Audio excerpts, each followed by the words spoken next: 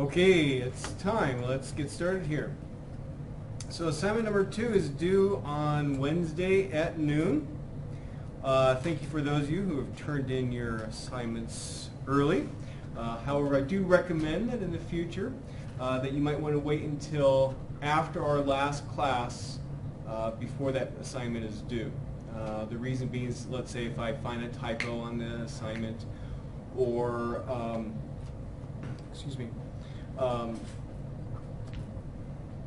or there's another reason too, and I can't think of it right now off the top of my head.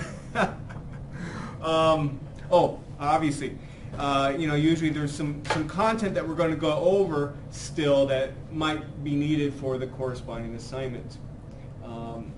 Now, there is a unique reason why this time I will need you to turn it in again. And I apologize for failing to put this on the original assignment. And that is I'm adding one small question to the assignment. So here's the assignment. And next time in our class we are going to have a guest speaker. Her name is Michelle Quinlan. She got her PhD here in 2010, and she's working in the pharmaceutical industry right now. To find out some additional information about her, I have her LinkedIn profile linked right here. And so she will be, I've asked her to do about 15 to 20 minute presentation on stuff that she, about what she's doing in the pharmaceutical industry right now, things that she thinks were good for her at UNL, but things also that she wished she would have learned at UNL that would have helped her now on her job. And so she'll spend about 15 to 20 minutes, and then I'll open it up for questions. This is when obviously you guys can ask her questions. And I would like all of you then on this for this assignment is to formulate one question that perhaps you could ask her. It could be something specifically related to like what you see on the LinkedIn profile, or it could be just some general question about being a statistician in the real world outside of academics, and you're working in the pharmaceutical industry. So it's simply just going to be another 2 points on the assignment. And there's a little bit, again, some information about her. So for example, she had a few summer internships, including for the Department of Agriculture. If you remember me highlighting those last time, she was one of our students who's had an internship there. And also her dissertation area was the stability testing that I briefly mentioned in this class, and I talked more about in Stat 850. She worked with Walt Stroop. So please add this question to the assignment. It's not meant to be difficult, but I just want you to get in the habit of preparing for these, because we will have 2 other ones this semester. Okay? Any questions? For earlier questions in the assignment, I think it's like question 3 is okay if our answer didn't change. Yeah, that's fine. And I decided to put that on there because I thought, maybe there might be some students who have changed, some of that, and because I'm hoping that maybe this content will help you think more deeply about some of the choices that you had originally before coming in. Other questions? On the B part of that, is there like one specific company you want to name, or it will be like a few, because you said what is At least one. Okay. At least one. Other questions? Okay. So we were talking about career paths. As I said last time, there's 3 main career paths: industry, government, and we're going to talk about the third one, academia.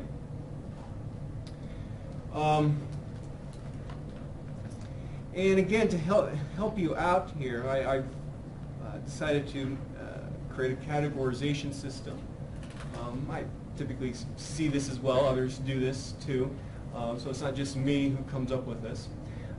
In terms of, well, what kinds of positions are available in academics? Obviously, professor. But what one professor does at one university can be quite different from a professor at another university. And so the 2 main differences are a professor at a research university And my definition of a research university is a university that has a department of statistics that offers a PhD program. So the reason why that's a research-oriented professor position is because there's going to be students who are going to be doing research there, and they are led by faculty to help them on the research, and of course those faculty are going to be doing their own research too. So professor at a research university, UNL obviously would be like that. Iowa State, Stanford, Cal, there's lots of universities like that. A professor at a teaching university.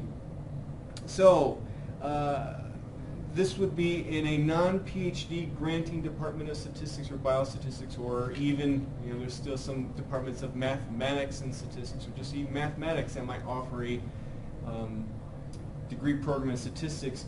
I'm not talking about those. I'm talking about universities that, you can't get that PhD and specialize in statistics. Okay? University of Nebraska-Omaha will be an example of one of those kinds of universities. In both of these situations, you're going to need a PhD, with rare exceptions, in order to work at those universities. And then lastly, something I don't think you necessarily always think about is that there are statisticians that are working at universities that are not professors. For example, in our department, we used to have a programmer who also did a little bit of consulting, who had a PhD from Michigan State in statistics, who worked for our department for a number of years until he retired. I believe at the University of South Carolina, for example, their department of statistics, they have I think he's a PhD grad who's in charge of their consulting program.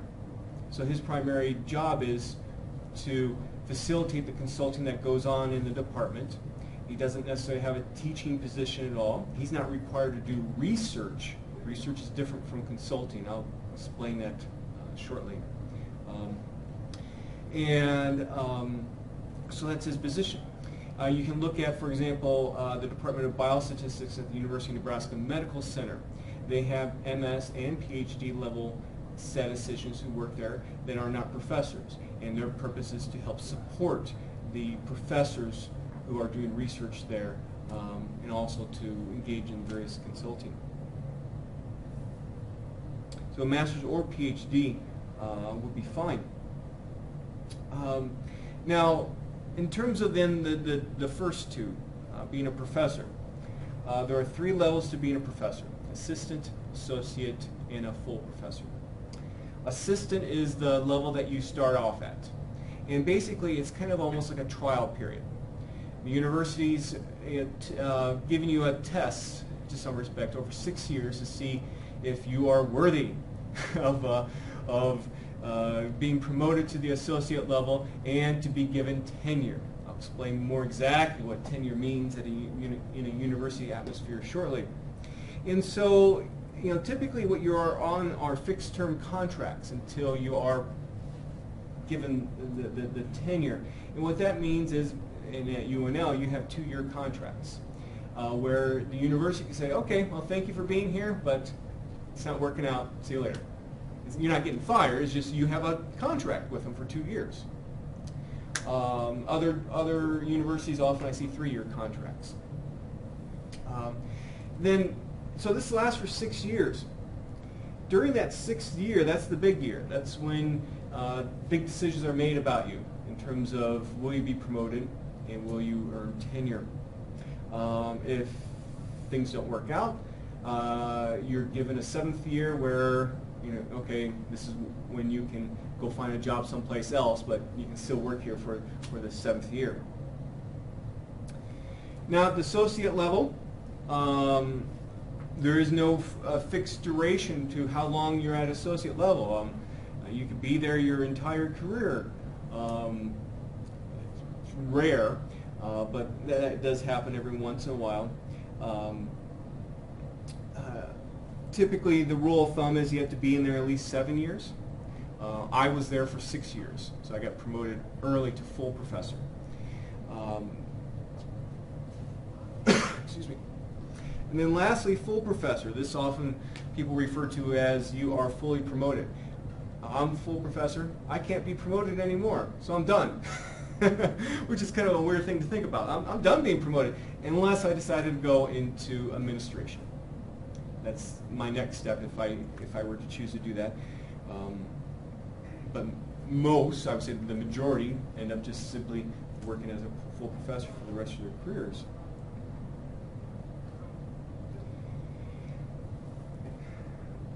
Now, departments of statistics or statisticians in general in a university atmosphere are typically part of like a college of arts and sciences or college of science, something like that.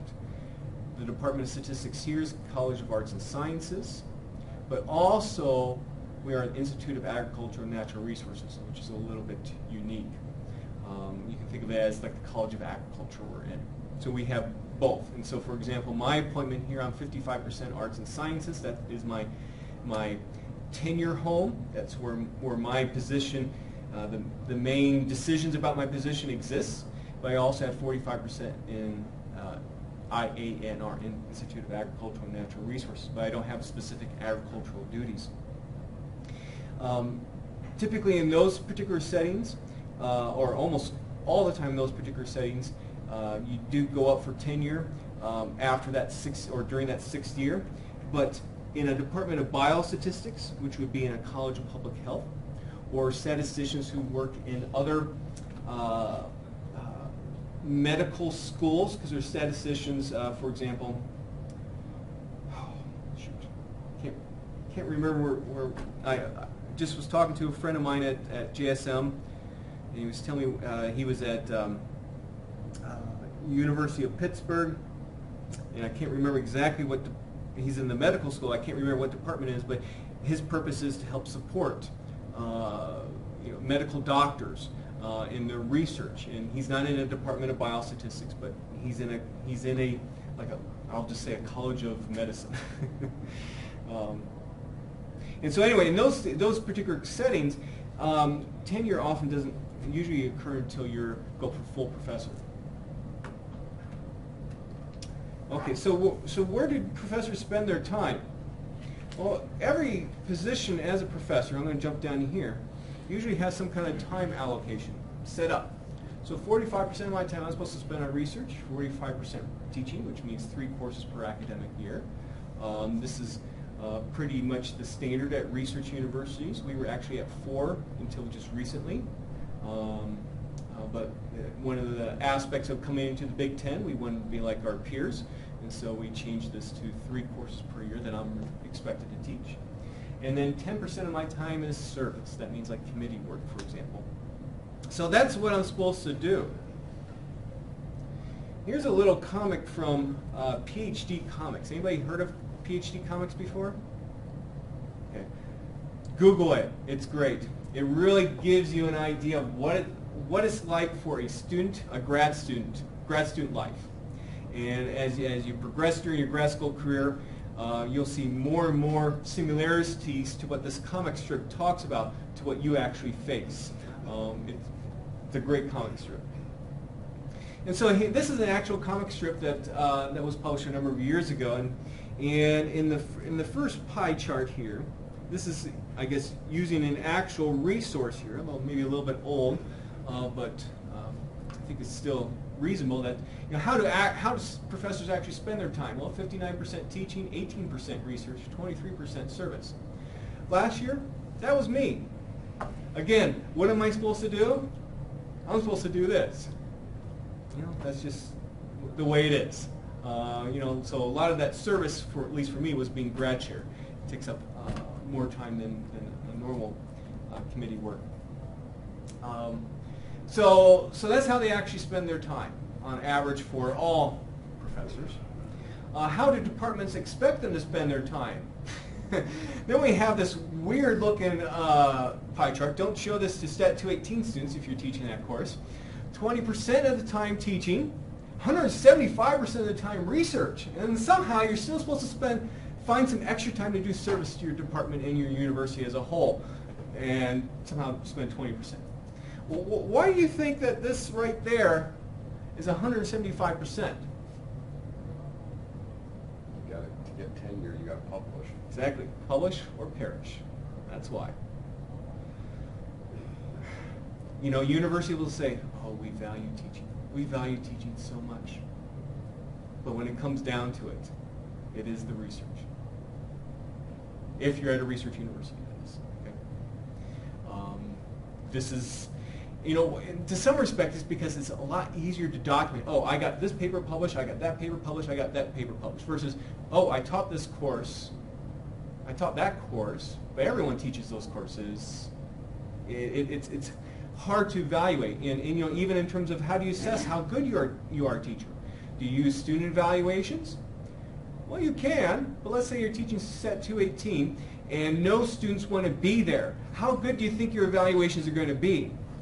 Well, they're probably going to be a lot different than if you're teaching Stat 999, where a student wants to be there, because that's their major. So anyway, yeah, research, that's where it's at. And how would professors like to spend their time? Don't tell me what to do. Why do you think that's there? Get to be tenured. Well, yeah, once you're tenured, then you don't have as many worries. You know, being a professor, and one of the reasons why I am a professor, is that you have a lot of freedom in what you do. You know, I think in terms of all jobs out there, except for, let's say, if you own a business, being a professor has some of the most freedoms. You know, no one tells me what I do my research on. I can do it on whatever I want to. Obviously, I'm going to do statistics. That's where I got my PhD. But I can do my research on anything I wanted to. And I have some say-so about regarding classes I teach or service commitments that I have. So there's a lot of freedom. So that's why you see that.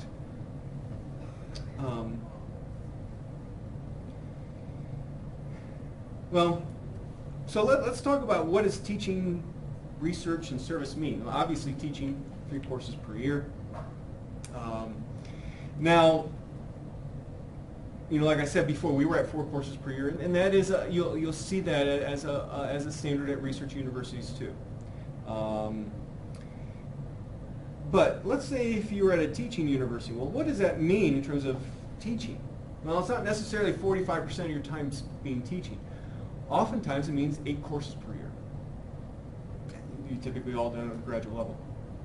A friend of mine, Chris Malone, who's in the Department of Mathematics and Statistics at Windows State, he has taught at most 9 courses per year a number of times. You know, think if you're teaching that many courses, how are you going to have time to do research? You don't. Are you going to have time to do anything else? You're not. So, you know, if you're interested in a teaching university, you know, this is very typical. You're not going to have a whole lot of time for research, which can be fine for many people. So what about service? What do I mean by service? This is, as I said earlier, it's like committee work. So departmental committee work. So you're helping the department out. So for example, I am the graduate chair, meaning I am the chair of the graduate committee. I am in charge, or this graduate committee is in charge of the graduate program for our Department of Statistics. But I'm also a member of the technology committee right now. I'm also a member of the curriculum committee. In fact, this is the first year I've ever done that, and I'm the chair of the graduate portion of the curriculum committee. I am on the MS Service ad hoc committee, or MS. I didn't say that very well. We're looking at how we can create another master's program for students at the university who are actually getting a PhD in something else. And do we want students to get like a master's in statistics like we do now, or maybe have, let's say, a master's in applied statistics that you do see sometimes now at other universities? So I'm a member of that committee.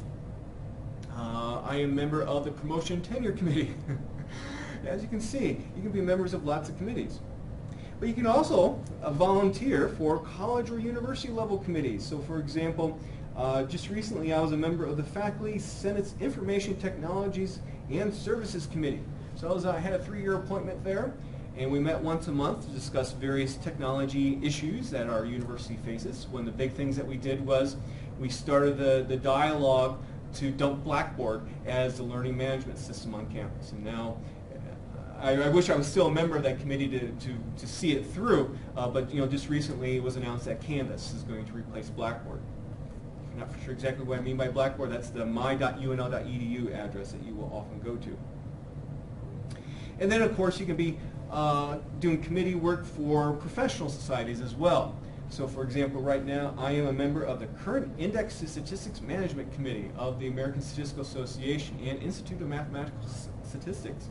What that basically means is that we have a database in statistics that has just statistics publications listed in it. And so if you're going to do a literature review, one of the first places that you often will go to is the current Index to Statistics. It's kind of like Google Scholar. We'll actually talk about that later more in the semester. Obviously, if you get into academics, be careful. Don't get overcommitted with committee work. So let's talk about the research component. So at least in my job, I have 45%. This is typical in our department, but not necessarily everyone has exactly the same percentage. You can divide up the research component for most statistics professors into 3 components. Statistics research. And notice I have some stuff highlighted there because I think that's the main point. Statistics research means you are forwarding the statistical science. You are publishing in statistics journals, like the Journal of the American Statistical Association. My appointment, in terms of the research, is statistics research. I don't have any specifications of having to do any of those other 2 that we're going to talk about shortly. Other professors in our department have a different split than what I have. So then there's collaborative research. That's where a statistician works with a subject matter expert. Let's say someone from the Department of Grain Science, and they are working together to forward science all together. There may be a significant amount of statistical innovation needed for that. And typically then where research like this is published is in like the Journal of Grain Science. Or depending upon what kind of statistical innovation is needed, there might be a statistical research paper available too. And then lastly, consulting research. This is where a statistician has the smallest role. At some point in your careers, if you have not done this already, you're going to pick up a paper from a non-statistics journal, and very often you're going to see a statistical methods section. Now, the person who's responsible for that is the statistician. Typically, then the statistician will be the 3rd, 4th author on one of these papers, and what they are doing is providing a service to the subject matter expert who's trying to forward his own field, his or her own field. The key is that you're applying known statistical methods. So you're not being innovative in terms of statistics at all. You might be innovative in how you apply the methods to solve a problem, but you're not being innovative in terms of forwarding the statistical science. That's consulting. While you might get a publication out of this, depending upon what kind of department that you end up going to, if you're going to go in academics, this may or may not count as research. In our department, it does. We have some people who just primarily focus on consulting research, but we have a lot of people who are right here. Okay? And so, well, how can you, at some point, you might end up wanting to work with a particular faculty member. How can you determine what kind of research a faculty member does that maybe satisfies what you want to do in your career? Well, that's where you can look at their resume or their CV, see where they're publishing. If you look at my CV, which is online, you'll notice almost all the journals I'm publishing in has like the word statistics in the title, or biostatistics, or biometrics. That's just where I do my research. So that's why you can see how I do the stat research stuff. Where other faculty members, you'll see them like published in the Journal of Animal Science, for example.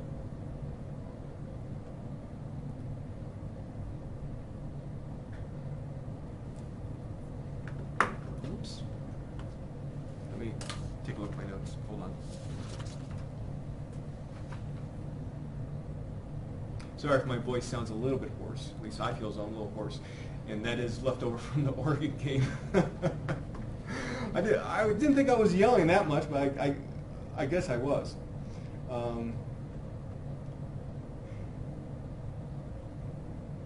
Okay, well, in terms of what type of research that's expected, you know, if you're to work like in a department of biostatistics, everyone that I've ever seen in terms of faculty member that works in the department of biostatistics, they will have a very, very strong consulting appointment in terms of the percentage. You know, in some, like the Department of Biostatistics at UNMC, University of Nebraska-Medical Center, until they actually started a PhD program in biostatistics a few years ago, every one of their faculty members, their research was essentially just consulting. And so, but you know, then in departments of statistics itself, you will typically see a mix. Professors who are primarily doing the research, statistics research, professors who are primarily doing maybe some other areas.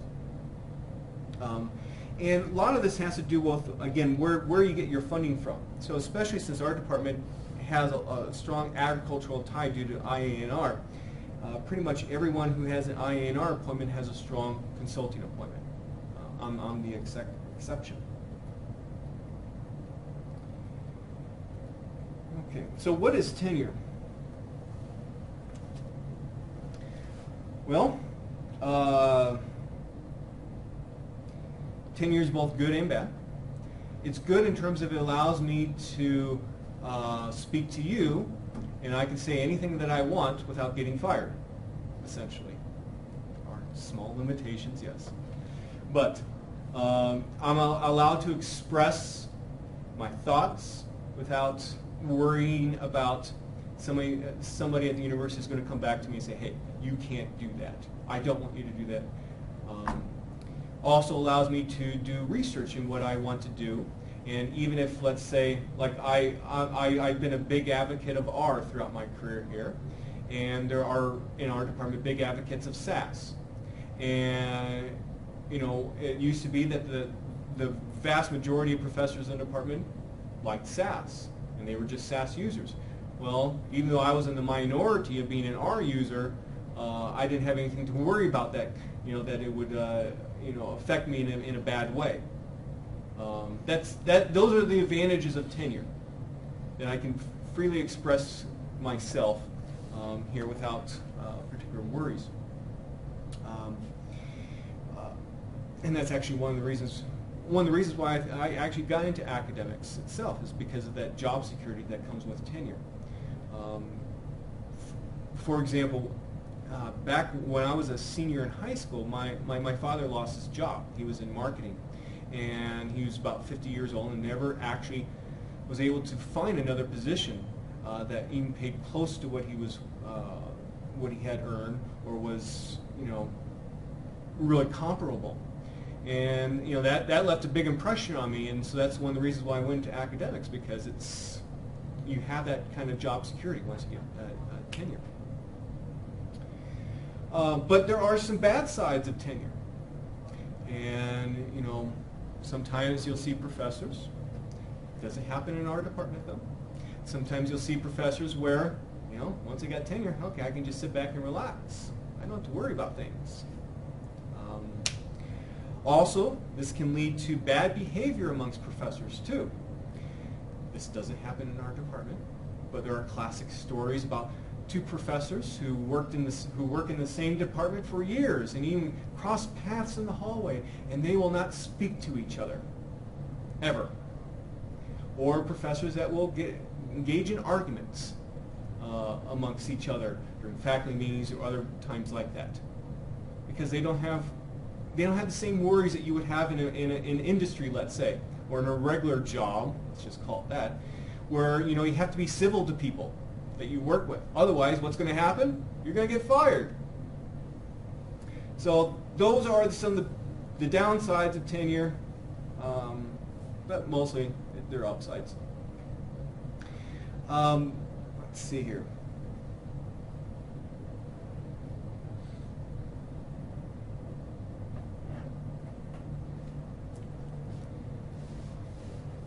So, well, what kind of work does it take during that 6 years as an assistant professor to earn tenure? Well, if you're, I'm speaking from a research university perspective, you know, it's kind of like grad school. In terms of, you know, I mentioned earlier, well, maybe about 60 hours a week that you have to work to get through grad school. Guess what? As an untenured assistant professor, it's very similar. It takes a lot of hard work because, you know, you have that date 6 years down the line that you have to prepare for. You need to make sure you have enough publications out there. You're doing a good job with your teaching and stuff, and so, you know, you don't want to chance it. You know, unfortunately I had a friend of mine who was in another department here at the university. He didn't get tenure. It was like 2 years ago, and now, you know, he's done with academics. He has to start over, unfortunately. He had to leave Lincoln. So, you know, you got to really work hard. The main thing is, though, is that the pay for being a professor is a lot better than being as a grad student. So that is one advantage. But, you know, there's a number of, how should I say? You know, obviously as a student you have to make certain sacrifices to get to where you want to be. And there are those same kinds of sacrifices often occur still when you are an untenured professor. So for example, my wife and I, we got married the summer between my first and second year as an assistant professor. But we purposely delayed having a family until I was tenured, because I knew, or we knew, that as a assistant professor, there's going to be a lot of time I'm going to have to spend. That was a choice that was best for us. Not necessarily will be best for others, but that was the sacrifice that we made to achieve what we both wanted to achieve professionally.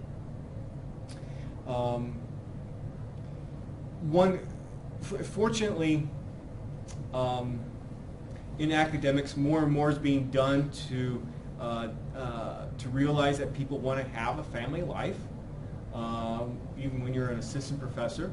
And so what they will often do, for both men and women, they will actually stop your tenure clock for you for like a year. So let's say, let's say my wife had a baby, I can get my tenure clock in terms of that 6 years stop for a year, and then it can. So now instead of having 6 years, I have 7 years to get to before I have to be reviewed. So that's a nice thing that does happen. At least for men, it's not necessarily at all universities that happens. That you can do that. For women, I've seen it at all. Every university I've seen does have that. Now, then, time management then is a big issue. It's a big issue for graduate students. It's a big issue then for assistant professors.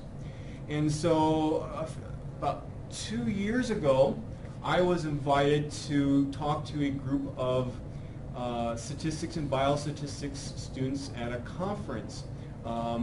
They're grad students who are getting close to graduation, and I chose, and they asked me to talk about becoming an assistant professor, things to talk about. And so I chose to talk about time management. And so if you're interested in academics, I recommend that you take a look at my presentation there regarding that. And obviously we don't have time to get into everything that was in that presentation, but if you're interested in a job in academics, there was a number of good references that I had in this talk. In particular, there's a reference, a blog post by, and I apologize if I'm mispronouncing her name, Radhika Nagpal, who's a professor at Harvard, and unfortunately I don't remember which department. It's not Department of Statistics. And she talked about her life as an assistant professor. She did get tenure at Harvard. She talked about what it was like, what they had to, what her and her husband, and she actually even had a child during this time, what they had to do. And the title of her blog post is "The Awesomest 7-Year Postdoc," or "How I Learned to Stop Worrying and Love the Tenure Track Faculty Life." What that basically means in terms of the title is she kind of thought of her assistant professor career as, at a worst case scenario, a postdoc, meaning it allows her to continue doing research after grad school, but over a 7-year period of time. And if things work out, then she'll become a professor. If not, okay, now she has some experience, and she can go on and do something else. But it's a very nice article that she has, and there she is right there, I believe someplace in Cambridge. Let's see here. So you often hear people talk about tenure track positions or non-tenure track positions. Tenure track positions are those who are assistant professors who are hopefully going to earn tenure at the end of being an assistant professor.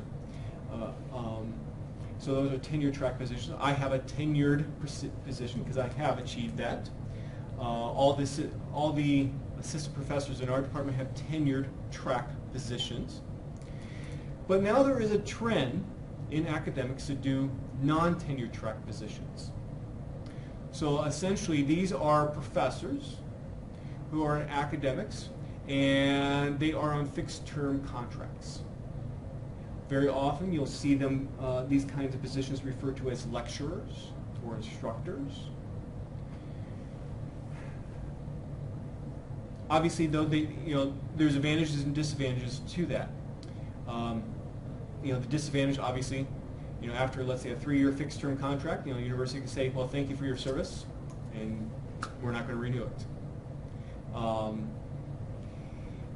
Well, why are universities doing this kind of position? It's because they're a lot lower costs. And it also gives universities flexibility as well, especially during economic downturns. So, for example, in 2003, when I first came here, I almost actually didn't make it here because that was a big economic downturn at the time in the United States, and the chancellor of the university, Harvey Perlman, decided to lay off tenured faculty members, which made national news. You never hear that because, after all, as I was just saying, hey, there's job security. And I won't get into the reasons behind it. I mean, he had very good reasons for doing it. Basically, he started eliminating some departments because of economic problems that we were having in our state. And so, since that time, UNL and other universities are relying more and more on these fixed contract positions, these non-tenured track positions. In the end, though, these types of positions, well, let me back up. These types of positions are almost always just focused on teaching. They're not research-oriented. Well, if they're not research-oriented, that's one reason why a research university thinks, okay, you don't need tenure. All you're doing is teaching. And that's not necessarily a good attitude to have, but I think that's what happens. And so, but these are often career. There are some people who want to work at a research university who just want to do teaching, and it's a viable, good career path. And so, because of that, UNL and some other universities are starting to do this, where we are going to recognize this kind of position more and also give you opportunities to get promoted. So you will hear of, at UNL, professors of practice positions. So, for example, Kathy Hanford in our department has a professor of practice position, where her position is primarily just teaching, although we also have a consulting component in her position as well. And so what you'll typically see at other universities that have these kinds of positions is, these are the people who are teaching like Stat 218, or maybe being a TA coordinator for 218, of course like Stat 218 here. Now, what are the disadvantages of these positions? I kind of said some of these already. Lower pay, unfortunately. No tenure, and you get fixed duration contracts. So what qualifies you to become an assistant professor? Well, I've been on a number of search committees for faculty here and when I was a professor at Oklahoma State. Also, I obviously talked to a lot of my colleagues at other universities. This is what we typically look for. Mostly A's in courses, especially the PhD theory, because if you know the PhD theory, you can do research. It's statistics research, that is. At least one paper published in a top-tier journal before you graduate. And I don't know, I mean, that might be a little bit high to say top-tier journal. You know, I had 2 publications by the time I started as assistant professor. None of them were in top-tier journals. At least one course taught, which is kind of weird considering, you know, teaching's supposed to be a huge component of your job, but are we ever really trained to be teachers? Not really. You know, hopefully you have a good TA program that helps you learn to become a good teacher. I did when I was a student. And good English communication skills. You know, the English has to be perfect on resumes that are submitted, on statements of purposes that are submitted. The English has to be perfect.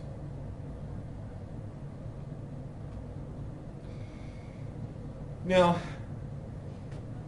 typically, there are a lot of people who apply for these positions. I was on, I think all of you know, or at least know Yumo Chu, when he applied. I was on his committee, search committee, when he started here. We had over 40 applicants for that one position. Now, fortunately for him, I guess, most people will not have all of these. But if you want to get an interview, you need to typically have all of these there.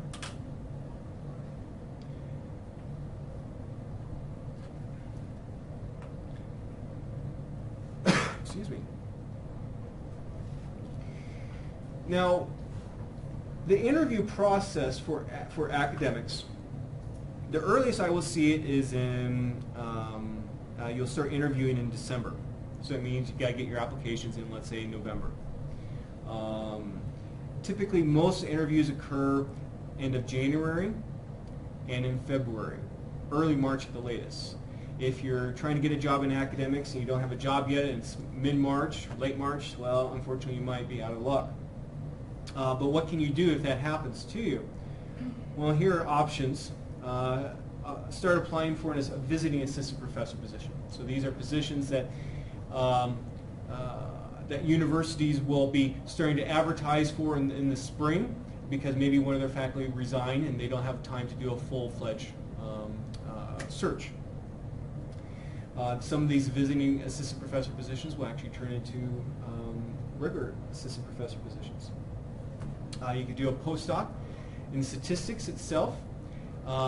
In the past, these have been very rare, unlike other disciplines where it's almost expected to get a postdoc before you even try to get a job in academics. But there are more and more postdocs now available in statistics. For UMO's position, I remember us seeing about maybe 4 of those 40 people having postdocs. And then lastly, interestingly, I say this, don't graduate. Often a department will say, okay, well, we'll keep you on for another year. This will give you time to do research, get your resume up into better shape, and then you can continue to, and then you can start applying again. A very good job on how to get, or a very good paper on how to get a job in academics is Elizabeth Stasny's paper on it. Even though it's a little old, it's still good. I do recommend that. What about 9-month appointments versus 12-month appointments? This was something that was new to me when, until I started applying for positions. I didn't realize that most faculty who are statisticians, who are not in a medical school, that is, have 9-month appointments. So it's like a kindergarten through 12th grade teacher. You are only paid for 9 months worth of work. That's it. You have no responsibilities during the summer. Fortunately, you know, your benefits such as health insurance carries over during the summer, yes, but you don't have responsibilities because you're not getting paid. I have a 9-month appointment myself. Now, what happened when I was an assistant professor? I continued working even if I didn't have money coming in, because I knew that tenure time was coming up, and I wanted to make sure I was fully ready for that. And typically in my career, I've had 2 months of summer support from grants. So that's one way that people often get money to support themselves during the summer. My goals usually have 1 month of summer support. Last year, I had 1 week. Okay, and that was because I was grad chair. I knew there would be grad chair responsibilities, so I requested a week of summer support. And especially before I had kids, that was what I did during the summer. Either it was paid or unpaid. I still did research, did teaching prep and stuff like that. Now that I do have kids, I don't necessarily do as much of that, but I still do a considerable amount of unpaid work. I think being a professor is probably one of those jobs where if you think of all the work that you do during the summer, I bet you put in the most overtime, comparatively speaking, to other jobs. So anyway, there are 12-month positions out there too. Yes? Do they break your pay up over 12 months, or do you only get paid for? It depends upon the university. UNL breaks it up over 12 months. When I was at Oklahoma State, it was 9 months. I like to think of it, universities that break it over 12 months are trying to save money in some way, because there's, why? Just pay me now. I can budget myself. That's the way it is. So 12-month positions. Actually, I think our department is kind of unique compared to other departments of statistics, in that over half our faculty have 12-month positions here. So they are actually around. You won't typically see me around here during the summer because of having a 9-month position. But over half of our faculty have 12-month positions. And you have to be careful what 12 months means. For UNL, that means basically 11 months and then a month off. So even though it's called 12 months, it's essentially 11 months. And you'll see in other universities say you have an 11-month position. And this is also important too to realize that when you do compare salaries between faculty, let's say if you are looking to become going to academics, it's important to understand, obviously what salary to ask for, and I'll talk about ways that you can figure out what salary to ask for. Look at, see if they're 9-month or 11 or 12 months. Was there a question? Yeah, yours is 9, but you won't be taking the Christmas period. Well, I'm still required to do work. The university itself actually is closed usually from like December 23rd to January 2nd. During that time period, I'm not required to do work. But even after the finals are done, I'm still expected to do work. Okay. So typically it's August 15th through May 15th. It varies exactly what it is every year. Okay. Now, why do faculty have 12-month appointments though? Typically, it's because of the consulting that they do. So, we offer very few classes during the summer.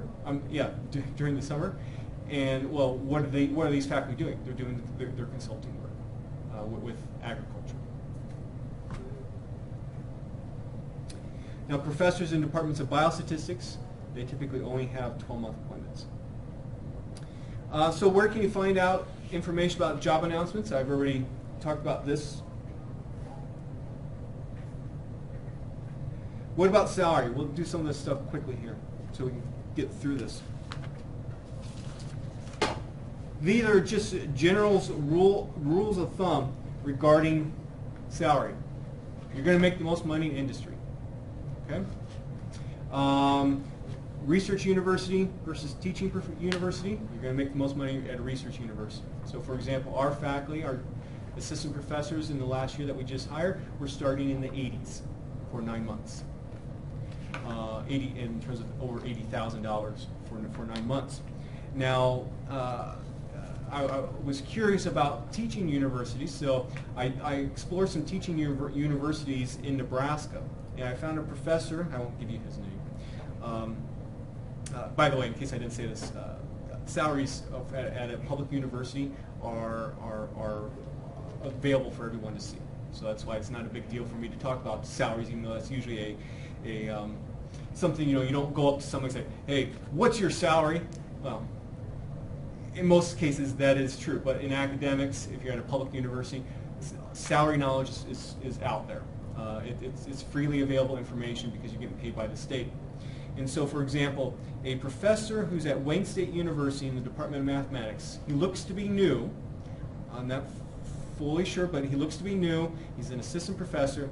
He made $46,000 as an assistant professor. So you can see the salary differences. And it's going to vary from one university to the next. But that gives you some ideas. Biostatistics, you make more money in biostatistics than you do in statistics, unfortunately for me. That's just the way it is.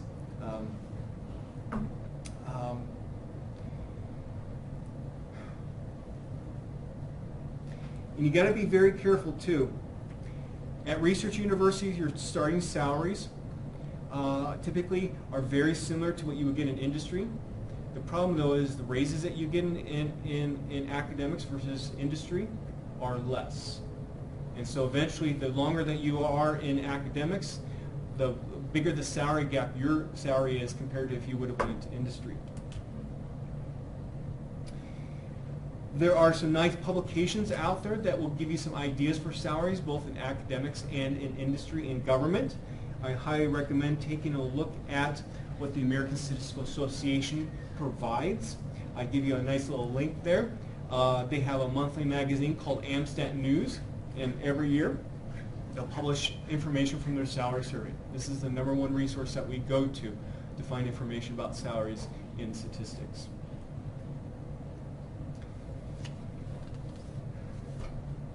Sorry, I know I'm going through this a little bit more faster, but at least I'm not going to give you a test over this, so it's not as big of a deal. I do recommend that you do read this. Salaries are always negotiable. Don't go with the first offer that you get. Every job that I've got in academics, I've always asked for a higher salary, and I've at least gotten a little bit more. Reasons why that's important is because the larger your base is to begin with, the more percentage salary increases will help you go up faster. So, as I said, salaries at public universities are public knowledge. Or state universities, maybe I should put it that way. So, for example, if you want to find out some salaries, there you go. You can look up our department.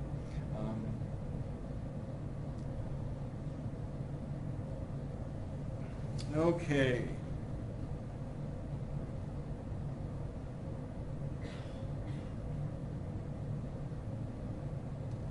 I'll just let you read some of this on your own. I want to skip down to this end. This last bullet here.